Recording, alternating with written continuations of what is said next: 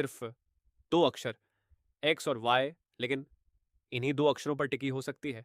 मध्य प्रदेश के हजारों अधिकारी कर्मचारियों की पदोन्नति।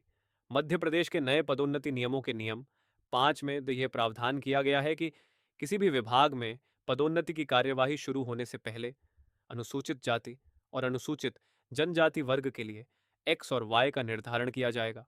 इसके लिए नियम 5 में शासन स्तर पर एक समिति के गठन का प्रावधान किया गया है।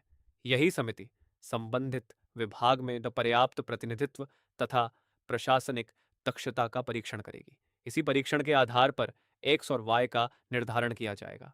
अब सबसे महत्वपूर्ण प्रश्न यह है कि एक्स और वाई आखिर हैं क्या?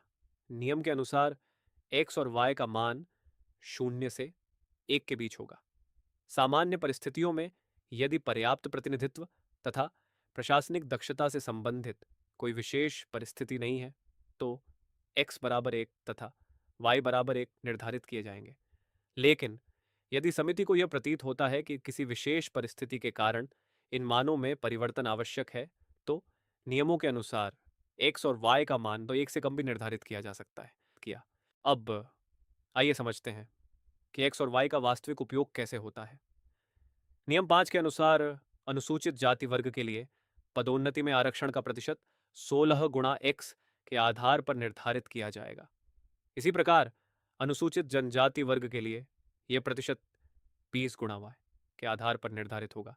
यदि x बराबर 1 हो तो अनुसूचित जाति के लिए आरक्षण का प्रतिशत 16% होगा और यदि y बराबर 1 हो तो अनुसूचित जनजाति के लिए आरक्षण का प्रतिशत 20% होगा। अर्थात x और y का मान जितना बदलेगा पदोन्नति में आरक्षण की गणना भी उसी के अनुसार बदल जाएगी। अब आइए समझते हैं कि x और y का वास्तविक उपयोग कैसे होता है। इसलिए x और y केवल दो गणितीय चिन्ह नहीं है, ये वे मान हैं जिनके आधार पर नियम 5 के अनुसार पदोन्नति में आरक्षण का प्रतिशत निर्धारित किया जाता है। इसी कारण x और y का निर्धारण शासन द्वारा गठित समिति करती है ताकि पर्याप्त प्रतिनिधित्व और न प्रशासनिक दक्षता दोनों के बीच संवैधानिक संतुलन बनाए रखा जा सके। यदि आप सरकारी नियमों, न्यायालय के महत्वपूर्ण निर्णयों और आधिकारिक अधिसूचनाओं को सरल भाषा में समझना चाहते हैं तो नियमों की असली बात से जुड़े रहिए। धन्यवाद।